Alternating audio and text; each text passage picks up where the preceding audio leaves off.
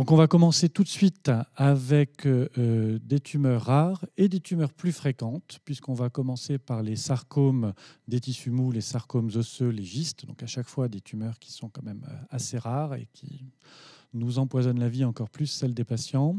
Et puis on parlera aussi des tumeurs endocriniennes et des tumeurs neuroendocrines avec Sophie Mogg, mais on va commencer tout de suite avec Clémence Hénon et les sarcomes des tissus mous et les sarcomes osseux. Clémence. Merci beaucoup. Alors, je suis ravie de commencer cette session post-ESMO 2024 sur la session des sarcomes. Alors, on va pouvoir commencer... Ah oui, hop, excusez-moi. On va pouvoir passer en revue les différentes études les plus pertinentes qui ont été présentées à l'ESMO cette année, notamment avec 2 études sur les gystes, des études dans les sarcomes des tissus mous. On va faire un petit overview des études d'immunothérapie.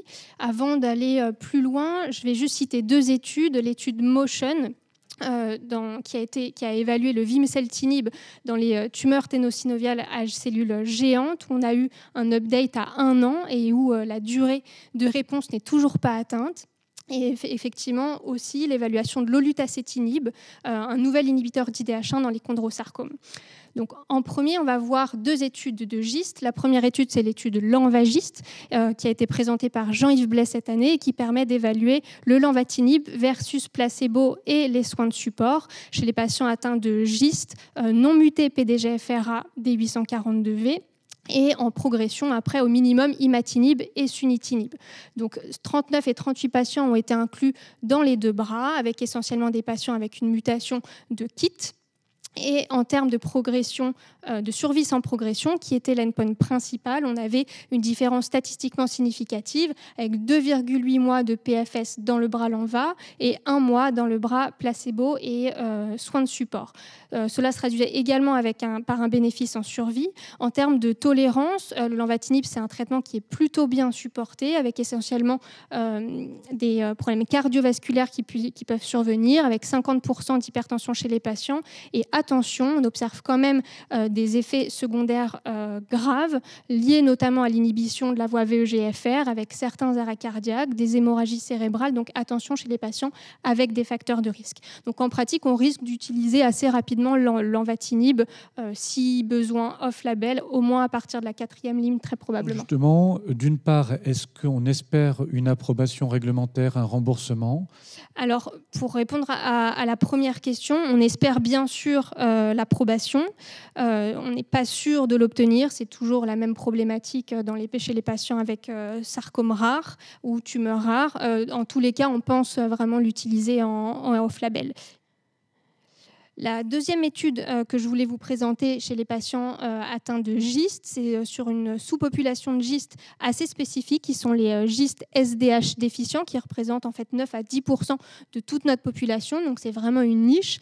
Et cette phase 1 évaluait l'olverambatinib chez les patients atteints de gystes SDH déficients, qui est en fait un inhibiteur multikinase.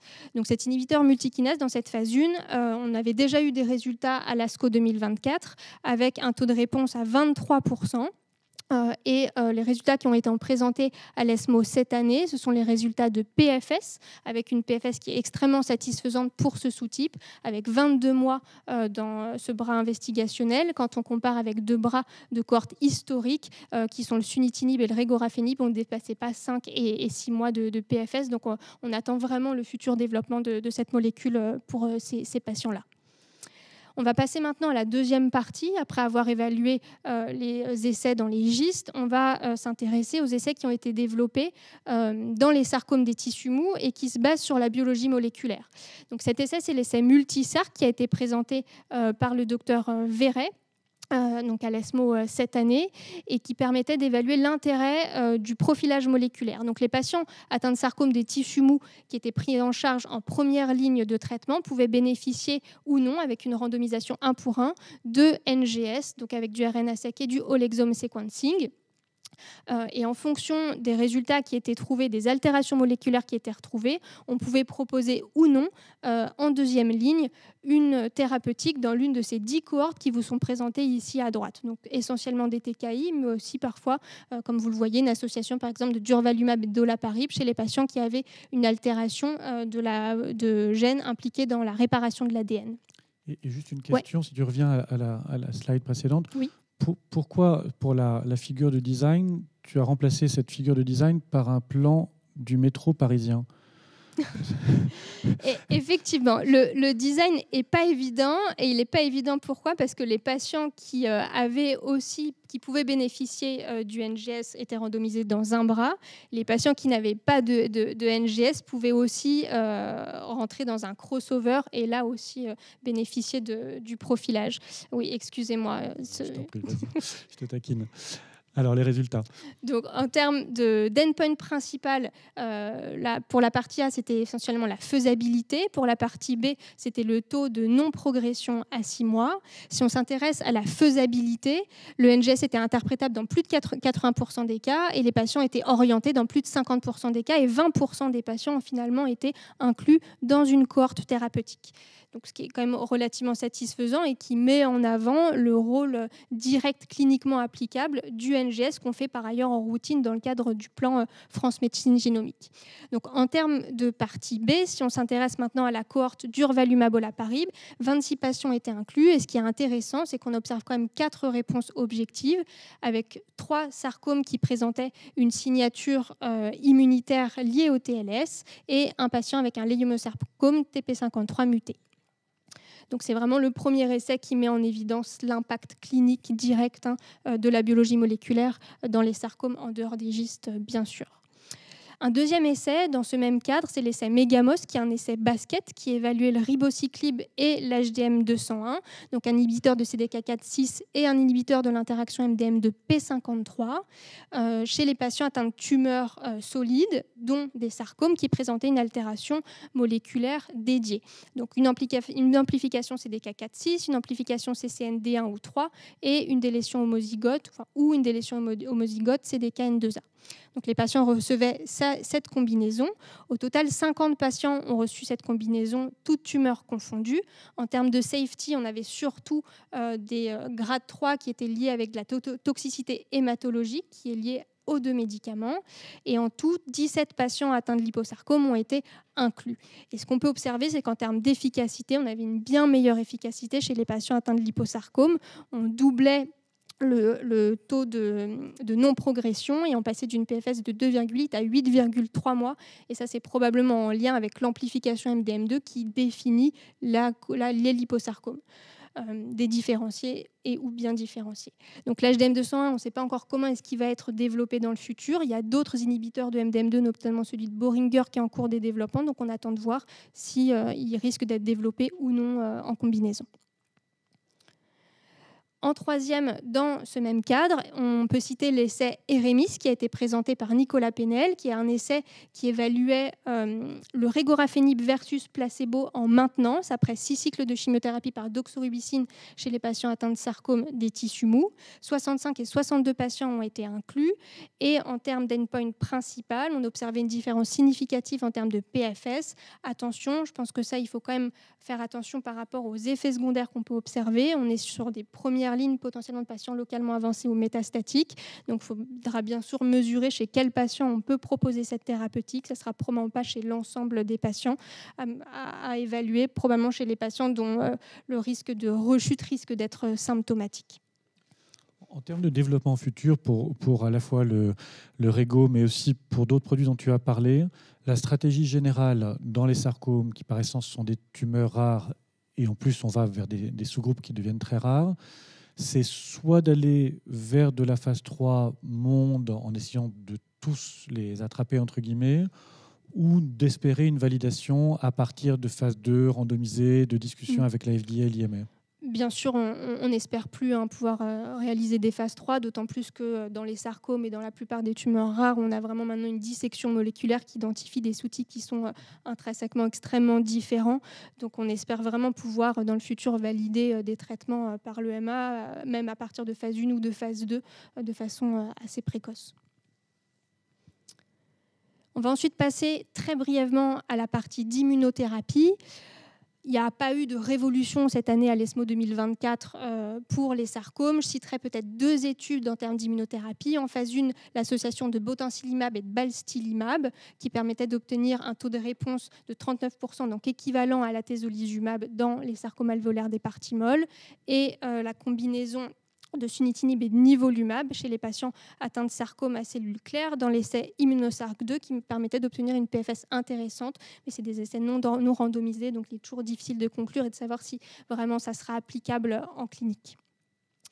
Pour terminer, je voulais juste vous montrer les résultats de cet essai, parce que c'est une molécule qu'on commence à utiliser en compassionnel, c'est le tigilanol tiglate.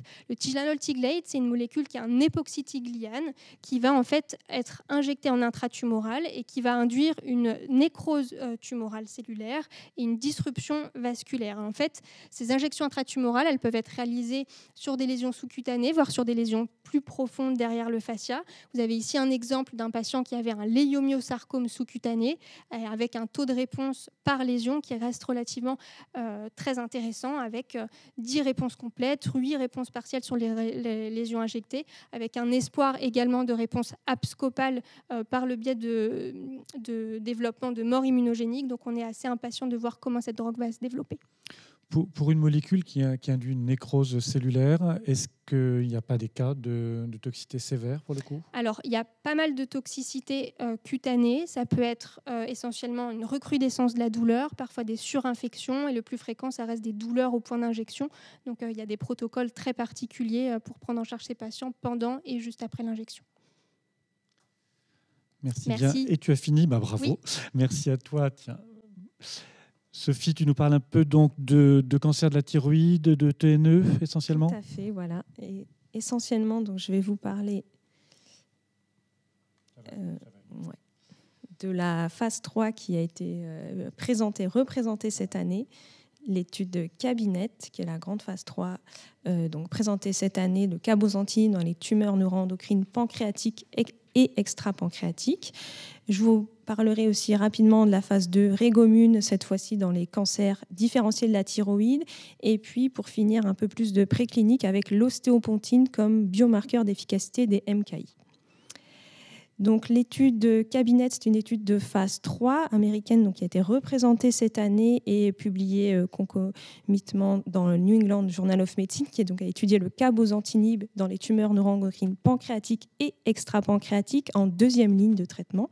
Il y avait un crossover qui était possible chez les patients qui recevaient le placebo. Et donc, le endpoint principal était la PFS. Les patients pouvaient être des tumeurs neuroendocrines de grade 1 à 3 et devaient être progressifs dans les 12 mois avant l'inclusion. Rappelle-nous juste en 2 secondes les premières lignes qui étaient typiquement utilisées. Alors justement, on va voir quelles lignes ont eu les patients juste après. Donc c'était majoritairement des patients de grade 2 qui ont été inclus, plutôt des patients assez agressifs d'ailleurs.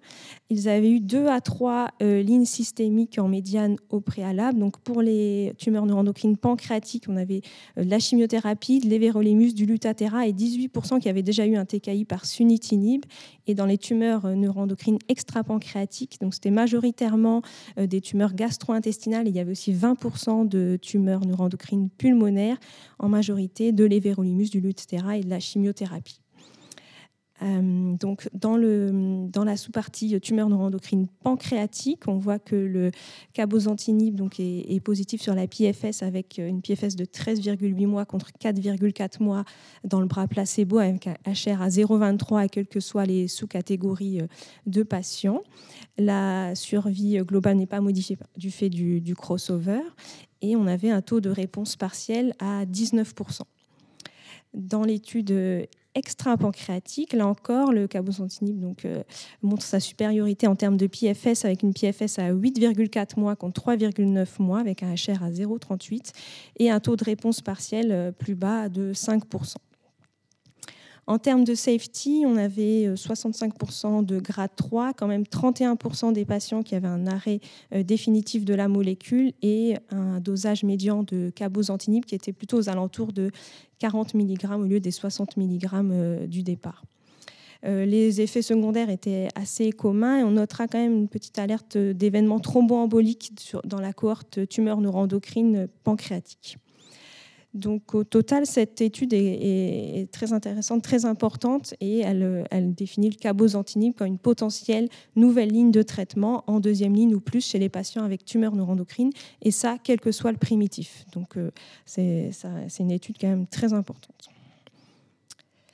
Alors, je vous parle rapidement de l'étude REGOMUNE, qui est une phase 2 monobras, qui étudie le regorafenib et l'avelumab dans les tumeurs solides. Et on a eu la présentation cette année de la cohorte de cancer thyroïdien différencié réfractaire à l'iode.